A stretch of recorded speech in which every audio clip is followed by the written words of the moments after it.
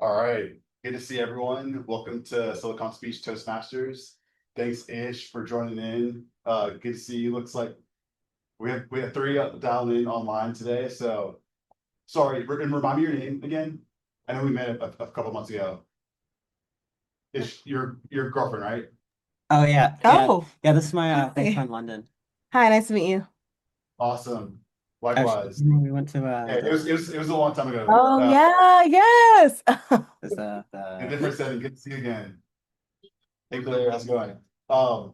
Is so then welcome to Silicon Speech Toastmasters. This is your first time. You'll have a chance to practice public speaking. We'll sign a couple different roles out, but Ish, I obviously invited her, but is there anything when you're looking forward to practicing from a public speaking perspective here? Or you more so just want to go along, or you along for the ride with that? Both. I mean, I definitely want to, go along for the ride, but I am wanting to get more involved at work. And I know there's like a lot of public speaking opportunities. I'm a nurse, by the way. I'm a registered nurse. And so I might have to do a lot of like speeches on different things like diabetes, heart failure, stuff like that. So my boss wants to get me more involved in things. So I want to see how I do. Okay, amazing. Well, it's great to have you. It's good to have you back. You're in the right place. What we work on every single week here Tuesdays is our public speaking and different skills. So we have roles we're going to assign today. We're going to make sure we're keeping track of not using filler words to practice coherency, operating, working throughout the room as well. So different tactics whenever you do give speeches for your team. Things we practice here on Tuesdays, you'll get to practice in real life. So looking forward to having you today. All right, well, it's great to see you all. Ish, good to see you again. Gina, thanks for dialing in. Good to see you. And John, good to have you back. So for the goal of just, I know all of us here, honestly, just because I know everyone here, I can say confidently, everyone's a good speaker already. What we're all wanting to do is come from being a good speaker and becoming an even better speaker. The way that we do that though is we really want to make sure that we're intentional with the hour that we have together. So think right now, you don't have to say it out loud, but what it is that you're looking to get better at from a public speaking perspective. Maybe it's your humor, maybe it's your pauses, maybe it's your eye contact, whatever it is. Everyone today is going to have a chance to do some speaking and really be dialed in. So when you have a chance to speak, you have an opportunity to improve. So good to have everyone. First, to start us out, we have a couple of roles that we'll use to get the day going here, get our session going. The first one is that we start off our meetings with the thought of the day. So typically, as one of our members will impart some wisdom or story or an anecdote with us, just to help enlighten us. And so today, our thought of the day is John. And so, John, the floor is now yours. Thank you, Toastmaster. So my thought of the day is about energy. And the reason why I talked about energy is because the energy that you put in is what's going to be reciprocated back out. And ultimately, what led me to using this as a thought of the day was because I had a conversation with a friend of mine who is struggling, trying to find his career trajectory and just kind of grow from there. And he was always saying, what if I do this and what if it doesn't work out? But I think he was really using a lot of negative energy within that conversation and always automatically putting his mindset to the worst outcome. So he was automatically mo demotivating himself, showing himself that he doesn't have that ability to prove what he can do. And I think one way to really branch out of that is to flip that switch inside your head, turn those negative thoughts into something positive because at the end of the day, all that energy, all that effort you put into something is always going to pay off in the end. Always turn that what if into what if everything always works out. So that is my thought of the day.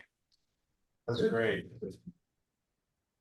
Very apt for what we do here at Toastmasters, our speeches. So thanks for sharing that with us, John.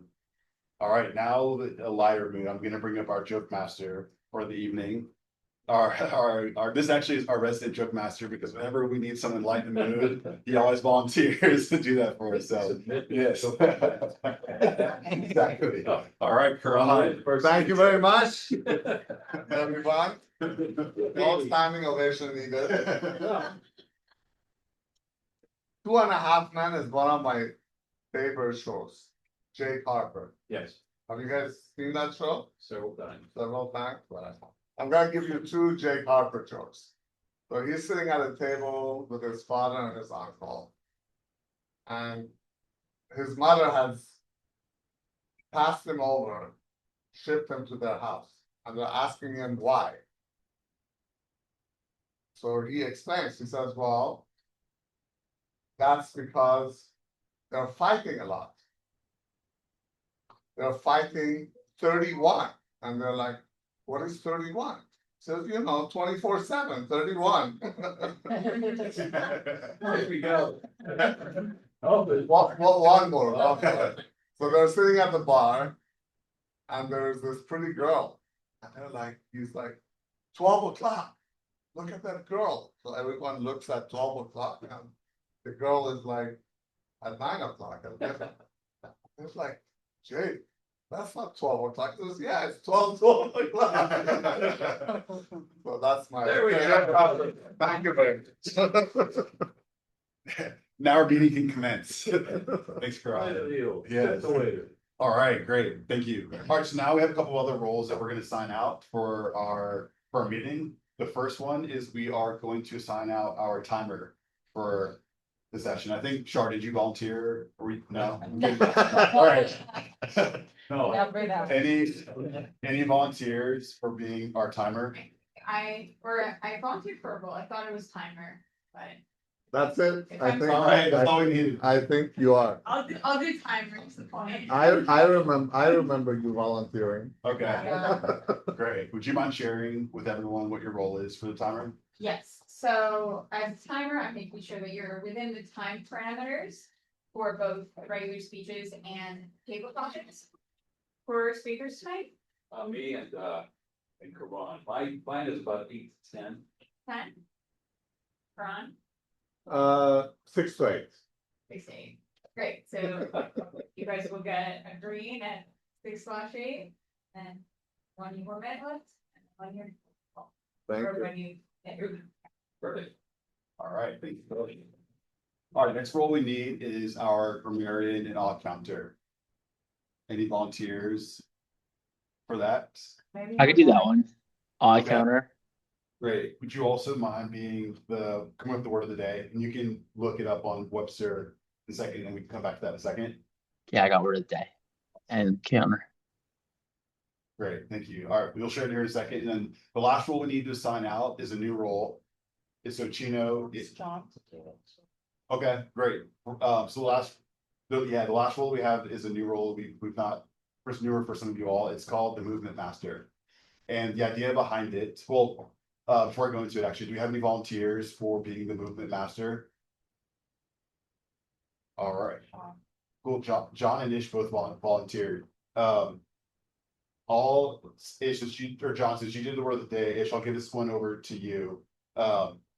So Ish, the idea, just to share it with you, the idea of the Movement Master is one of the pieces that we've struggled with, or can be a challenge, is making sure that you're intentionally working the room for your speeches. Instead of standing here if you're in person the whole time giving your speech, but working from one side of the room, connecting with the other side of the audience. And then for those of you that are online, what it means is not just staying statically in your frame. It means being engaged as a speaker, being dynamic. And so coming in and out of the frame, out of the frame as you're wanting to tell a story to really engage those that are watching you, which is very impactful for Zoom and Teams meetings when you're having to give a pitch. So Ish, what your job is today is, as we have anyone presenting, just to keep track of who is intentionally moving in and out the frame and working the room there on that.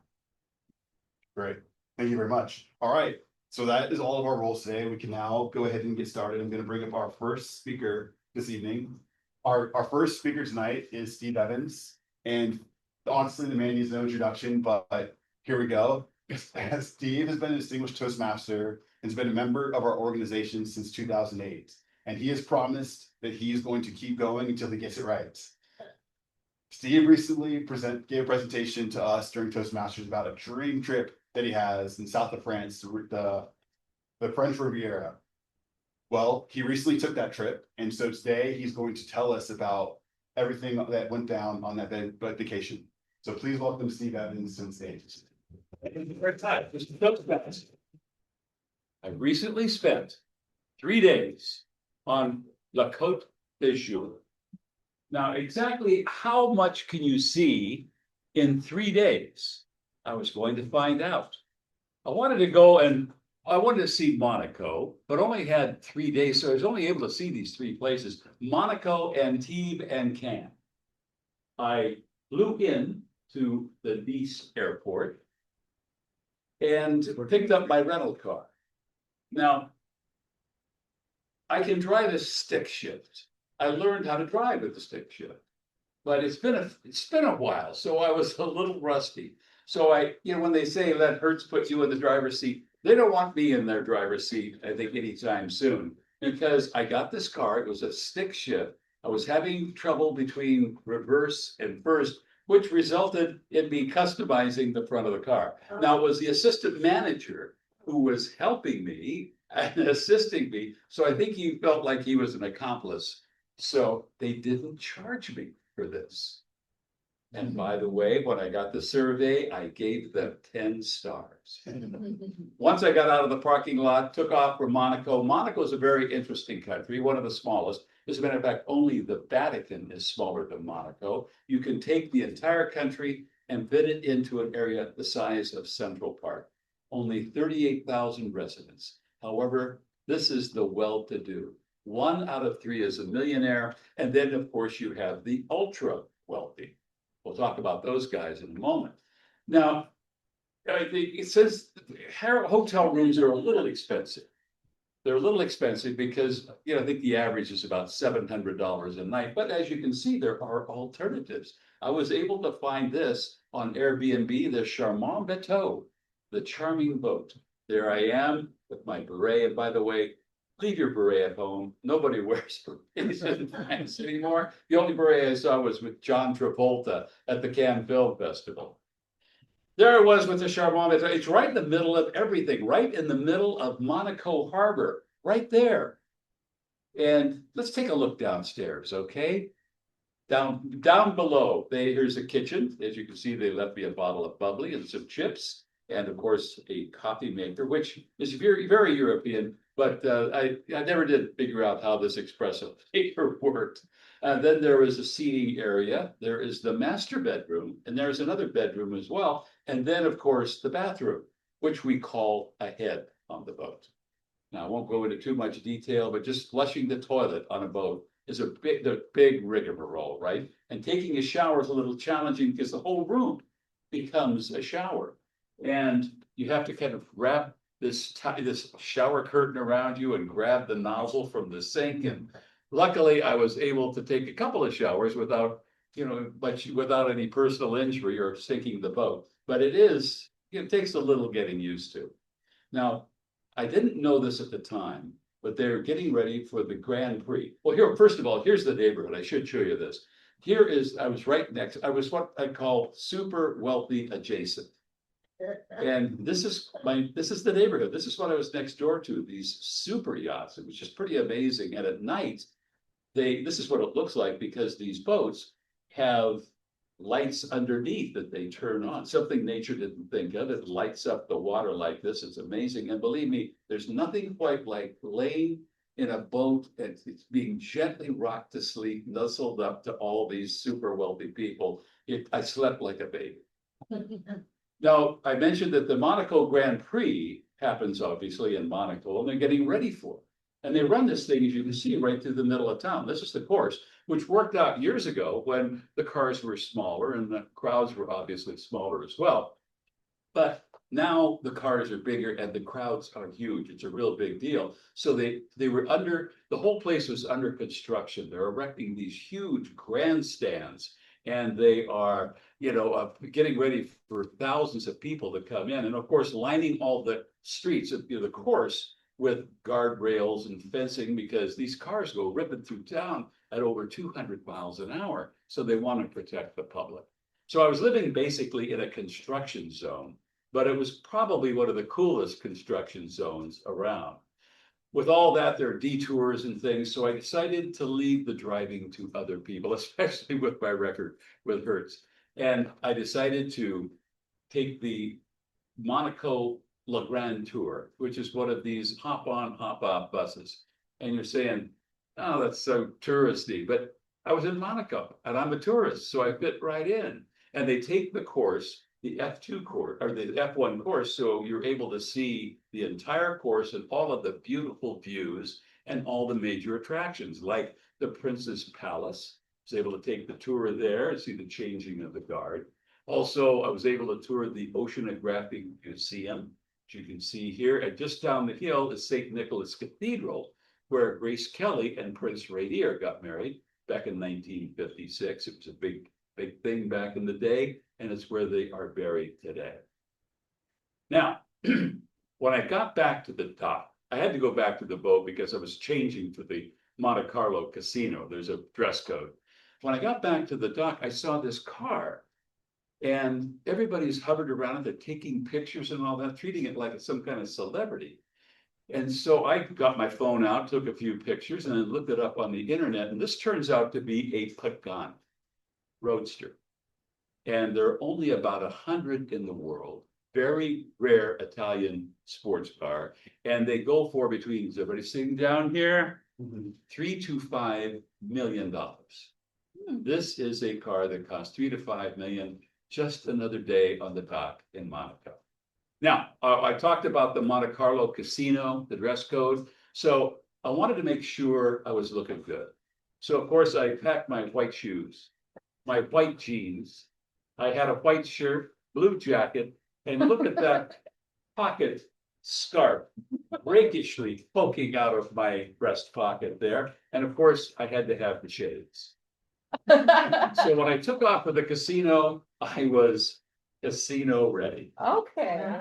Now the casino, just the square, the area around the casino is kind of crazy. This is actually taking a picture into a work of art there. It isn't quite that psychedelic, but it's the craziest place. I mean, you have all these people and you have beautiful people taking pictures of other beautiful people. The cars, it's like a car show. You have Rolls Royces and Bentleys and Lamborghinis and Ferraris. It's just the craziest place. Inside the casino, which was built in 1864, it was built to attract all of the wealthy European gamblers at the time. It's really spectacular. This is the Lady Luck statue, which is there, quite famous. And I was past the dress code, and I was going to go into the casino portion of the casino where they gambled. And they told me I wouldn't be able to take pictures there, but it was going to cost me 20 euros as well.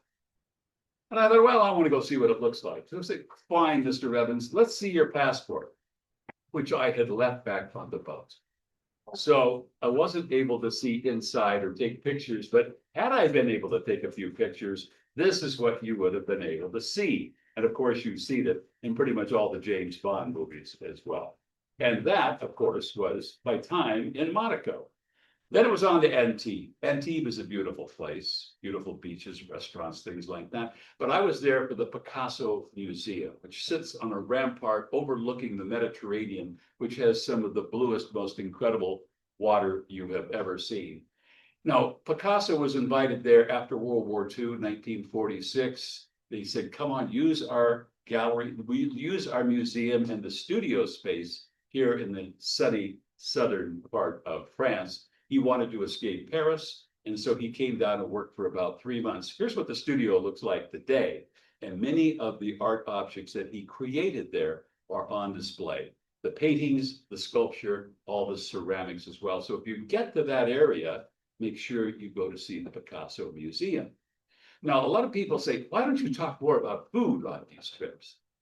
So I said, okay, we're going to talk about food. And when I go to a foreign land, I just grab the menu and I order blindly. I'll just pick out something that looks kind of interesting, not knowing what's going to show up. Just kind of a game that I like to play.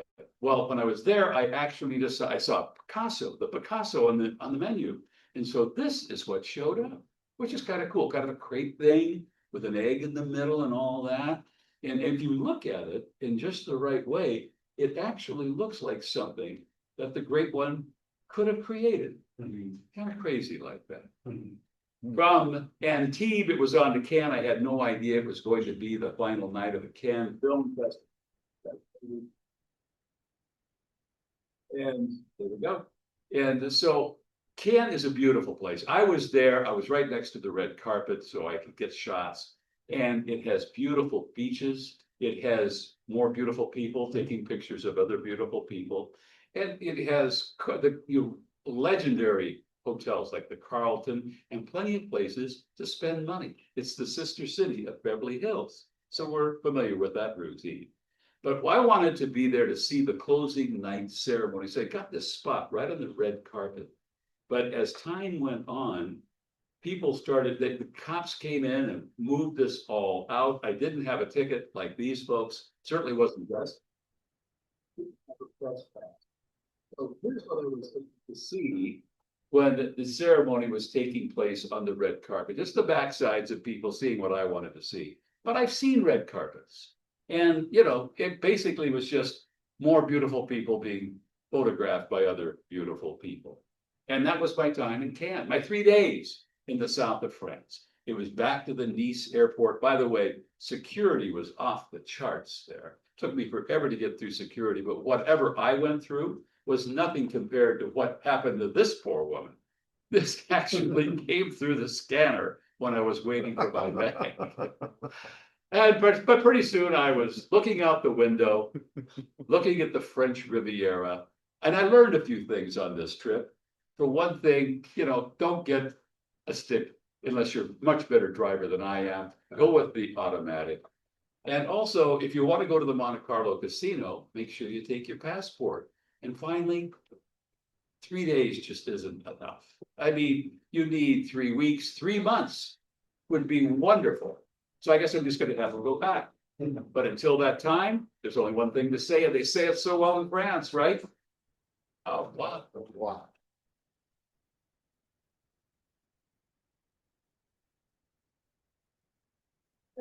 Great speech, Steve. You missed your calling as a travel ambassador for sure. Maybe one of these days. Yeah, maybe one of these days. All right, great. Now what we're gonna do is we are going to give feedback on the speech. We're gonna break up the room in half so we can get on to the next speech and also time for table topics as well. So to start us off, Shar, since you're looking so kindly at me, would you mind giving Steve some feedback? And can we get the feedback to under a minute here? Under a minute. Mhm. It was riveting. It was, you held my attention the whole way. It was fun. It was funny. You did a great job with that. I'm just wondering about the moving. I felt like because you were using the screen, you couldn't move that much. Yeah. Which I think is probably fine. It didn't bother me, except that I was thinking about that I don't think I scored well on that.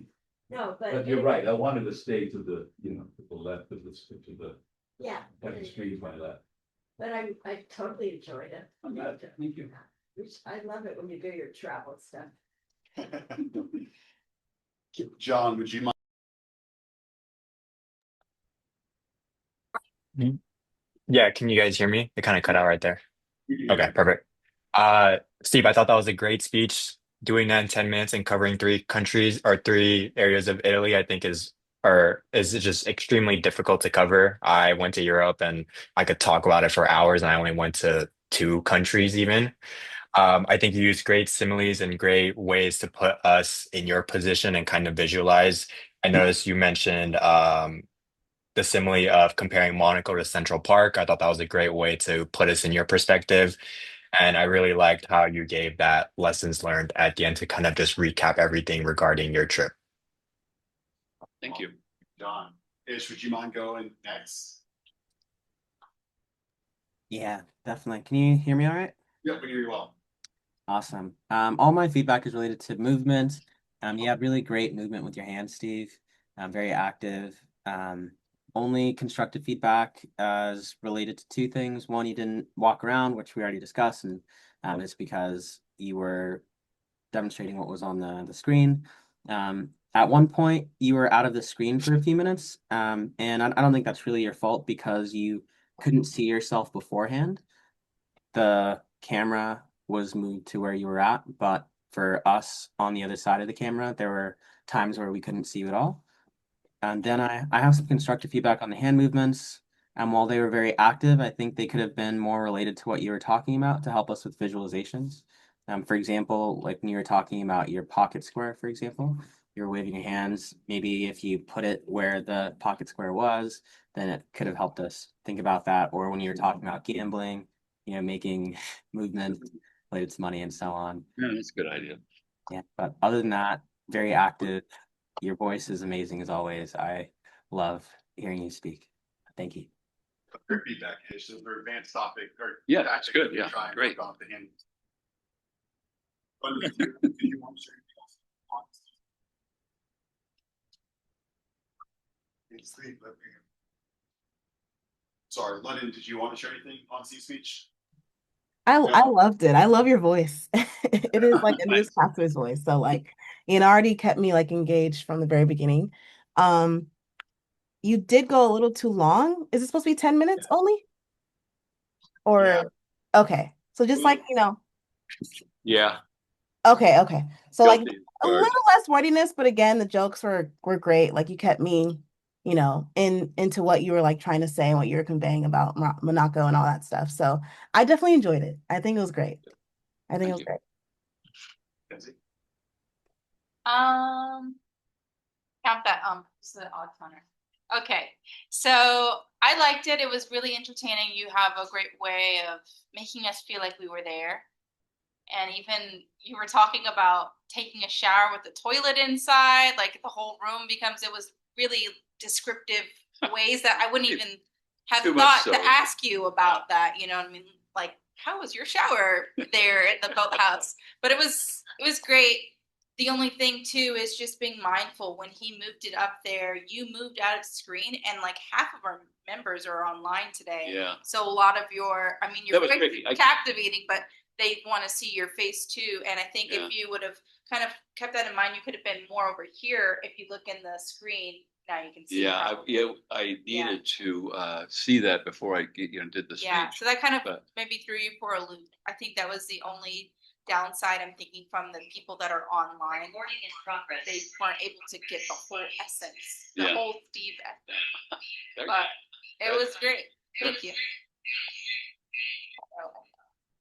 And I'll run this out for you on the next speech. See, thought that was great. The pacing, the volume on that was great. One piece also for everyone in the room and also online. A couple things that Steve did phenomenally well is number one, we talk about whenever you're going to use a PowerPoint as a tool that truly becomes an asset for you, not a crutch. So what Steve did really well in that speech is that there was minimal text. Every single image that he had on the screen was enhancing what he was wanting to communicate and say. So that was great. Also worth calling out, you had the images behind you. You didn't have to turn over your shoulder one time. So that requires an incredible level of preparation to be able to know your talking point, what image is going to be on there. So that was great. It showed up on your polish. Well, also I had my, you can use your computer as a monitor. Is that what you're using? Yeah, yeah. Okay. So that way it's just so you don't have to turn around. Okay. Yeah. The part I'll say, you can touch on this, Kenzii, for improvement is I put the camera up here because we have 4 people online today. Yeah. They weren't able to see the screen. So I tried to get the camera here just so they could see Good. the TV I'm behind. glad you did that. Yes. But I know we said that for my speech last week, so we can't say that again next week. We have to really figure out how we want to dial in some of the tech components for online members here. Yeah. Great speech. That was phenomenal. Good. Thanks. All right, now we have our next speaker at the stage. I have this memorized. Hopefully, we'll test me, Karan, keep me honest on this. But our next speaker, he has been studying all different types of wisdom, religions, and philosophies. And tonight, he's going to share with us one of the undervalued themes from these religions, which is the art of listening. So please welcome Karan Bavandi to the stage. Thank you.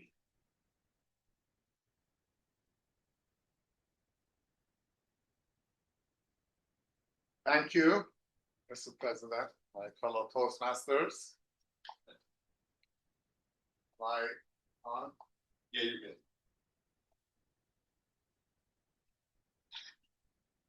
I started meditating back in 1992. I remember in my bedroom, I had a little spot. I had my yoga or my meditation cushion in the corner. And I was committed to sit for half an hour every morning and meditate. in the beginning, I would sit and time would pass. I thought for sure 20 minutes has passed and now I have to go to work. Open up my eyes, look at my watch, 5 minutes. Meditation was a lot harder than I had imagined.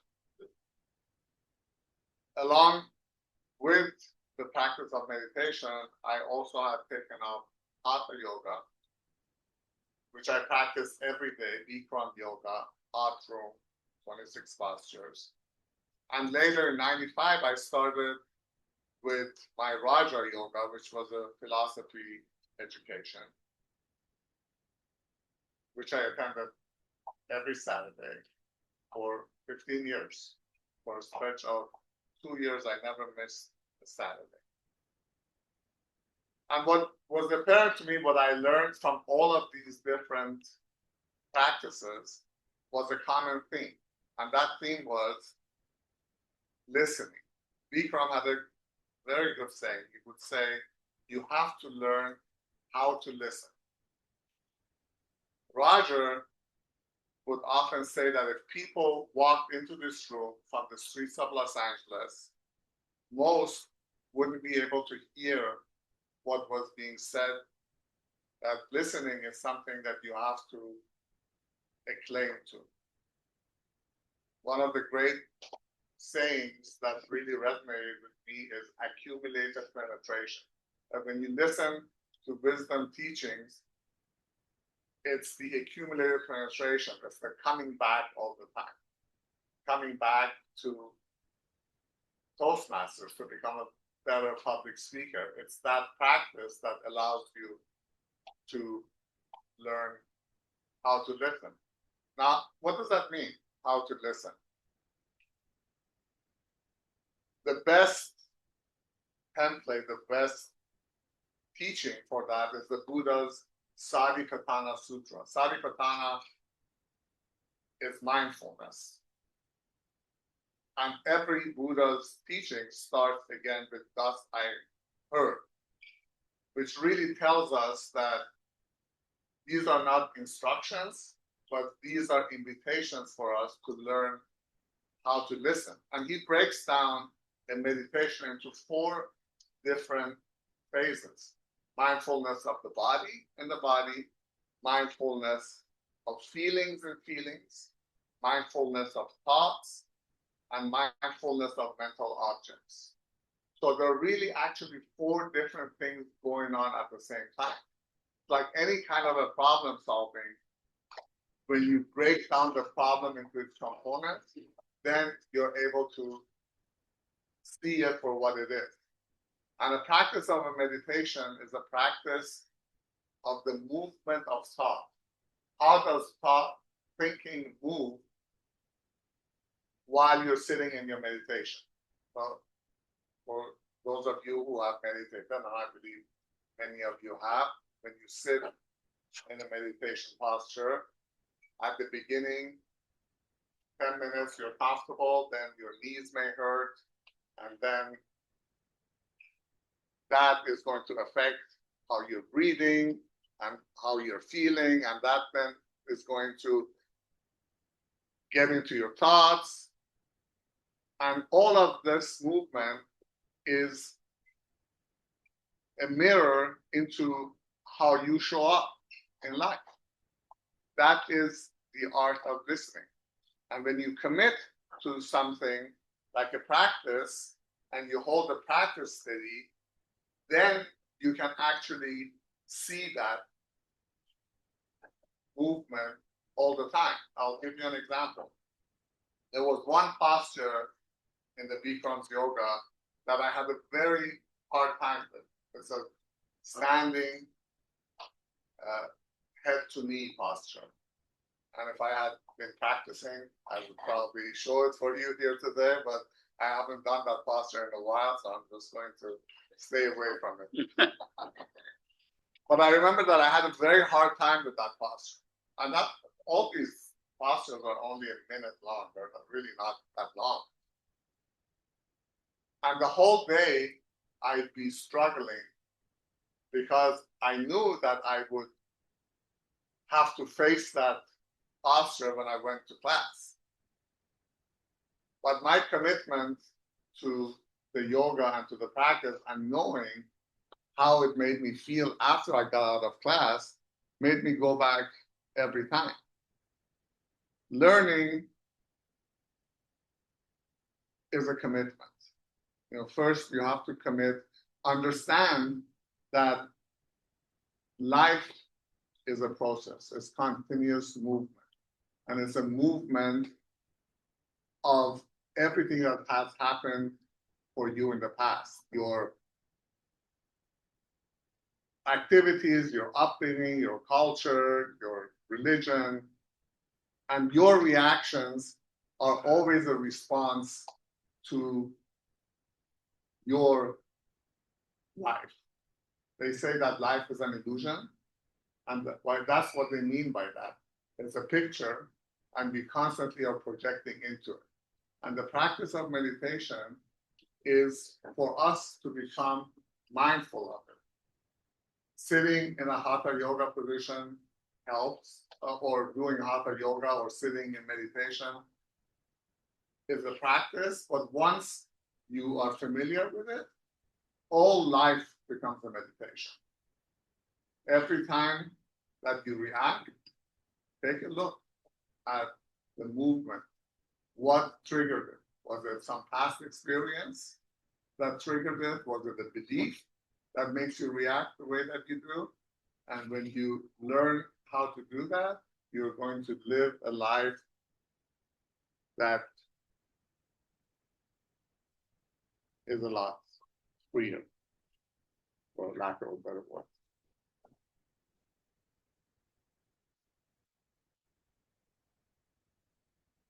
Thank you. Great speech. All right. Now, a hard tough act to follow. We're going to get some feedback on some of the wisdom that we just received on listening. Claire, would you mind starting us off? Yes. Great speech, Karan. Obviously, I liked the topic. I thought it was very interesting. One thing that stood out to me was she said that the Buddha started each of his teachings with "Thus I heard," and so it was not instructions but invitations for how to listen. I didn't know that, so that was cool. I also like how you broke down the meditation into 4 components. You had a lot of education in here, but then you also had the application towards the end, and you explained, for example, how a Bikram yoga pose manifested in your real life, where else you saw that movement. I also like that you opened with an anecdote saying that you had been meditating since 92. You used some humor and some relatability when you were like, oh, it's only been 5 minutes, because I don't probably relate to that if we've meditated before. You had good pacing and eye contact. I would work on adding a little bit of vocal variety so to keep us engaged, because sometimes it's stable the whole time. It's very calming listening to, which is great for a meditation speech, but I think it could be helpful having a little faster, slower, louder, quieter, that sort of thing, which I also need to work on. So that's what I have. All right, thank you, Claire. Thank you, Claire. Sheena, would you mind going next? Yeah, thanks, Karan. That was a good speech. Always a treat. What I liked at the beginning is there was a clear thesis about what you're going to talk about and how you connect it to your personal experiences and how long you've been meditating. The takeaway I got was really clear that learning is a commitment, and you took us through how you thought about it pretty clearly. I would agree with Claire there that maybe some intonation at different parts of the talk would be helpful to keep us engaged. It was kind of ironic that you talked about meditation and you had a calming demeanor and tone, and where that could fall apart is keeping us engaged throughout the talk, but overall pretty good. All right, thanks, Sheena. Steve, would you go next? Yes, a lot of good information and very well presented. I agree with Claire. You have a real knack for being able to present this sort of thing. But there was a lot. And I was thinking about my speech and how I think I tried to cram too much into it.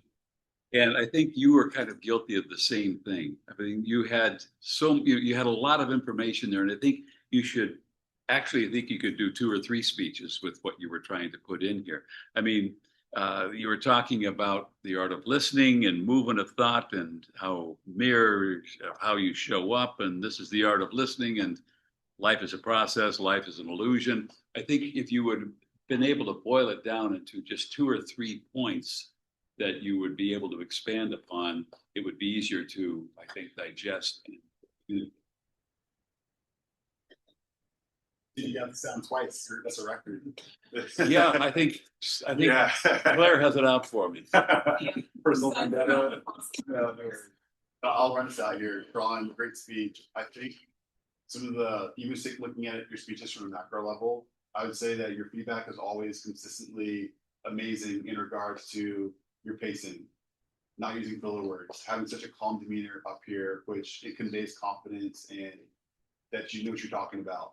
I think that the spot where there also is consistent feedback on is just making sure that the content is written in a way where it's not too deep for the audience.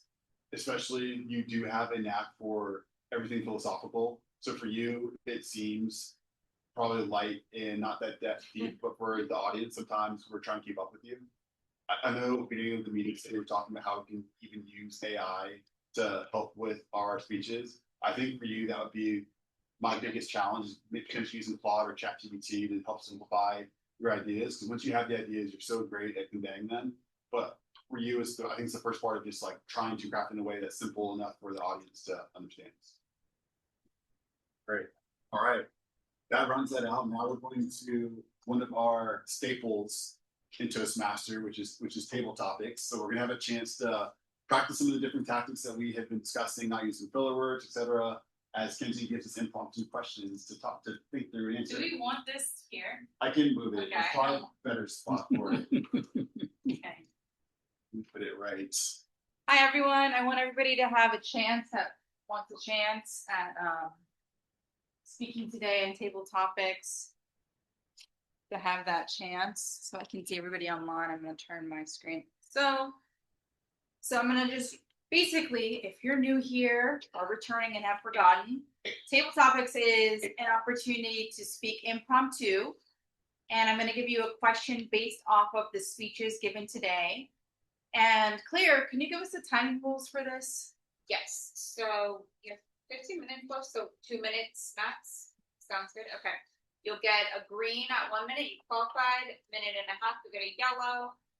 At 2 minutes, you'll get a red, and you have 30 seconds to wrap it up. Alrighty, thank you. So the first question is, when was a time you should have been charged or punished, but got away clean? Char. No. Always have those stories. What about your criminal past?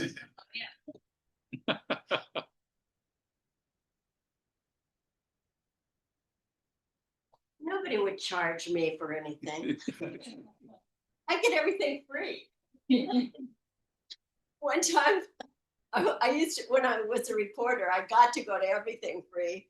And one time I wanted to see Frank Sinatra, and I had a girlfriend whose sister worked for him. And so I called and said, you know, I'd like to get a ticket. And then I said, I'll pay for it. And she said, of course you will. And that was like a new thought to pay for a concert. So I'm not doing a very good job of answering your question, Kenzii, but I suggest that there are a lot of really fun things you can do that are free. And one is meditation. One is there's so many lectures from, all of, Eventbrite. There's Toastmasters Club you can come to. So I suggest that you just look for things that are different. Like Steve went to the south of France. So look for something that's different and then go there and listen. Right.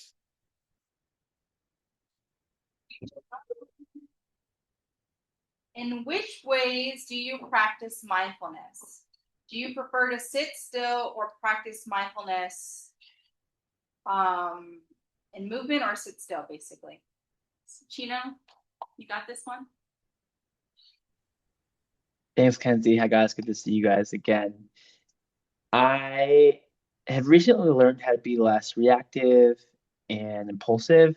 About like the last year, it was one of my character flaws I'd like to work on.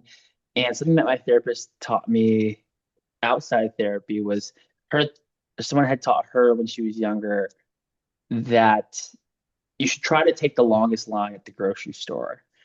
There are two ways to go to the grocery store. You could take the short line so you can check out your groceries fast and get home, and you can get through traffic. And now I just try to do the slower option when I am presented with two or more fast options. In that way, um, the maybe the auspicious thing to do when I'm trying to think about being more mindful is to take a pause and not say the first thing that comes to my mind. My family is full of people who are my brother specifically is pretty funny, and I think the reason he's funny is he is quick with it, quick with his words, and because of that, that kind of rubs off on me, and that's good in a humorous setting, but maybe not in a setting where I'm problem solving or discussing a hard topic.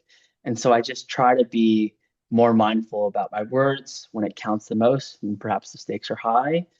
And something I've come across that has stuck with me has come from Matthew McConaughey. He says, "Slow is sexy." And so whenever I feel myself, All right. I'm not trying to be sexy, but whenever I feel myself get into a place where I want to speak fast, I take a pause. I try to be more mindful of my words and just remember that slow is sexy professionally. Professionally. Thanks for keeping it so professional. Good job. What is something? Oh, this one. Steve stayed on a boat. What is the most interesting place you stayed at? Claire?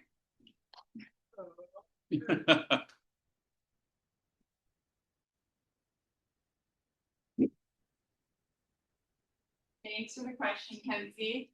I can't say that I've stayed anywhere super interesting. Hotels, Airbnbs, hostels, friends' houses. But I will take this opportunity to tell you guys a bit about where I stayed this weekend.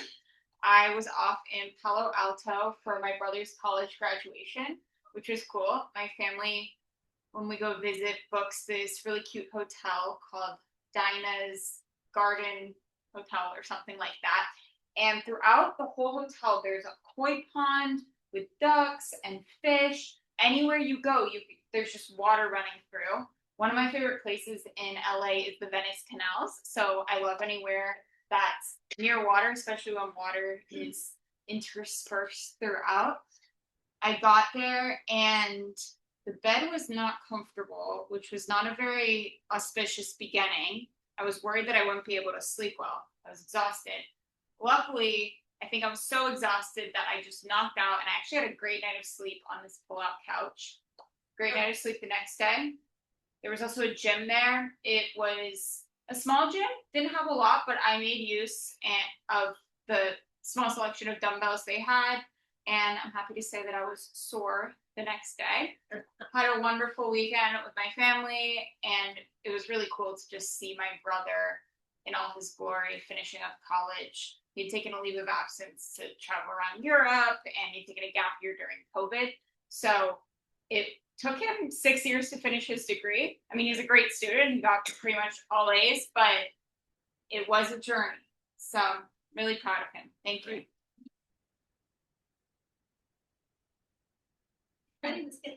Congrats to Teddy. Oh, Yeah. Well, he goes back up there in one day. I'll find his basically. So this is based loosely off of something that Karan said in his speech about facing things and struggling through certain things in life and how do you push through. And it also kind of goes with the thought of the day, John. So this one's for you. What is something you have been struggling to face? Perhaps a roadblock of where you want to be. John? Yeah, thank you. That's a great topic. There's a lot of areas that I feel like I struggle in, but that's ultimately due to the imposter syndrome in myself that I see every day. Every time when I look at myself in the mirror, there's always a set of lists that I can always work on and improve on. And the reason why I brought up that thought of the day is to kind of switch that mindset and switch that negativity into something that's more positive. So instead of thinking of I need to do X, Y, and Z to get better today, I always try to find ways where I can say I'm doing X, Y, and Z because it's going to improve my life. And in cases where I struggle in is the ultimate reason why I'm here today is to practice my public speaking. And joining this club is an area where I can practice my skill set and just better perfect that ability to communicate effectively, depending on if I'm talking to individuals on a personal or professional level. So that is something that I am currently working on, and it's been a struggle, but it's been the good struggle. I think it's always all about choosing your heart, and my heart is doing stuff that isn't easy. Thank you, John.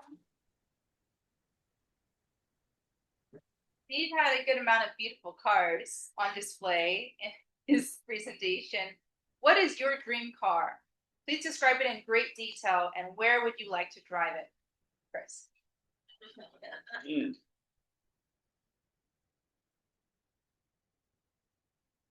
It's funny. So ironically, my dream car actually has two wheels. It's a bicycle.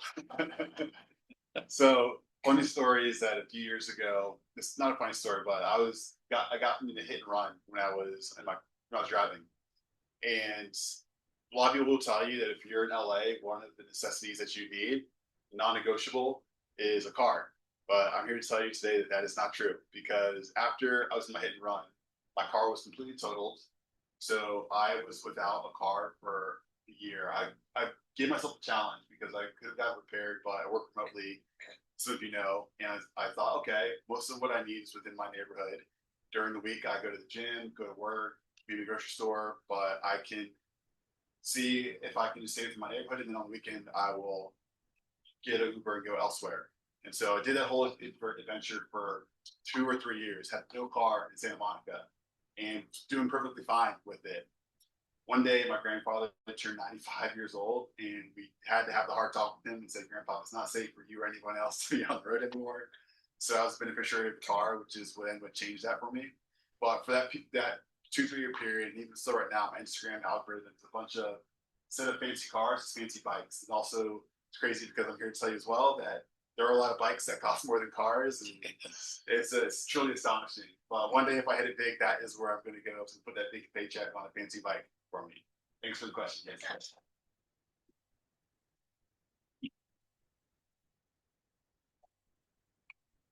Sorry, can you remind me your name one more time?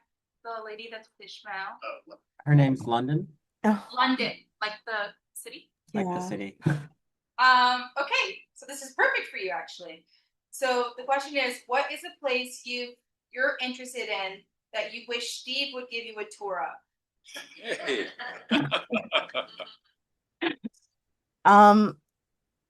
So I feel like I would love to go to London. My name is London. I've always wanted to explore the place. I feel like as my birthright, I feel like I should ex um sorry. I wasn't ready, so I didn't know I was gonna be asked. Mm-mm. I don't want to do it. Yeah. Anything you want to do, if you want to do in London, if you went there, anything you want to see or any food you want to eat. I can't. Yeah. Again, I'm here because I have a fear of speaking. So Okay.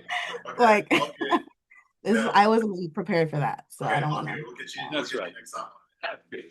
Thanks for trying. Thanks. Really big just to try for your very first time. So I'm glad you're here, absorbing, you're getting things through osmosis, and I hope you come back, okay? If we have more time, Yeah. Oh, Ish, do you want to take that question away? Yeah, the question was where do I want to explore? Or where I would like Steve to tour? Where would you want Explore Steve? for you. I would love to take a safari with Steve as my tour guide. I can imagine going through the Serengeti with him at the helm with a microphone, driving all the beautiful animals running by, frolicking. I could imagine being on a hot air balloon and him pointing out all the creatures off in the distance. I can imagine being in the outback of Australia, having Steve narrate the crocs and wild animals in his best Australian accent. Great, let's go. I think we have people outside, I think so. Okay, I heard you, so. Yeah, I think so. I think as an alternative to that, Steve's a pretty classy guy. I could see us having a great time on a boat. If I had a matching blue blazer, and we both had our passports, I think we'd be able to get in anywhere. I think Yeah, so. anywhere from the outback to a yacht party, as long as Steve is there and he's narrating, I'm there. Thank you, everyone, for participating Thank you. tonight. See you job. next week. All right, I know we have to wrap up here about the time. Thank you all for the answers on table topics. I know it's a chance to get outside your comfort zone and practice some of those. So all great answers. Just a chance to get in the gym and get a bit uncomfortable. Let's go through our report very quickly. Actually, let's take a picture before you get out of here. Okay. So we have a tradition in Toastmasters where afterwards, just left off this. Mine. Here we go. We have a tradition in Toastmasters where we, as Steve says, this is the most fun that you've ever had, and we're going to take a picture for our recap for this. Yes, when I count three, you're to act like this has been the most amazing night of your life. Are you all ready? You're gonna like this, okay? Oh, Karan, look, he's into it now. All right, ready? 1, 2, 3. Yeah. Okay, good. But for the readout, how did we do on timing rules, Claire? So everyone held their table topics, Karan qualified. Steve, you were pretty far over time, but we were having a good time. Yeah. So it's okay. Won't happen again, I swear. Chino, how did we do on the word of the day and all counter? No one used the word of the day. I did because I remembered it. I don't think anyone saw my message in the chat. But Chris 2 uhs, Claire clean, Kenzii 1 John clean, Ish 1 London 2 ums, Karan clean, Steve 1 you know. I did 2 uhs, 2 you knows, Chris is clean, and that was it. Oh, and Char clean. For the record. It did. Claire, you did, yeah. It didn't. Oh, you did? Okay. Well, I'm also The negative version of it. inaccurate. Chino's too busy counting the odds. Yes. And Ish, how do we do on movement master today? Yeah, for Steve, was great with his hands, didn't move around. Karan, you were mostly out of the screen. We only saw about biceps up, and so it was a little bit difficult. For everyone else, nearly everyone used their hands, but no one else walked or moved around. Okay, great. We all need to get better at that. Let's quickly assign some roles for next week. Thanks, Ish, for the chat. Would like to speak? Yeah, any volunteers for speaking? Speaking class. Char. Well, we can work on that, I guess. I just gave it. Yeah, so did I, so. I spoke last week. I'm not ready for my icebreaker, but can I do the week after? Yeah. Sure. I'm saying for that. Yeah. That was who? John. John. Okay. Yeah. I can speak the week after too. All right. Can I take the icebreaker? Next week? Ish, someone Yeah, put it on so you speaker. want to take the icebreaker speech next week? Yeah. All right, perfect. Ish, So that's good. one speaker. Any other volunteers for a second speaker? We'll work on it. Well, just TBD. Okay, I'll be a Toastmaster. Table topics? I can do that. Okay, Karan, good. We'll work on the rest. Something for the thought of the day. Thought of the day. Okay. All right, so we'll sign the rest out later. All right, guys, it's great seeing you all. See you guys next Tuesday. First. Later. Good. Bye-bye.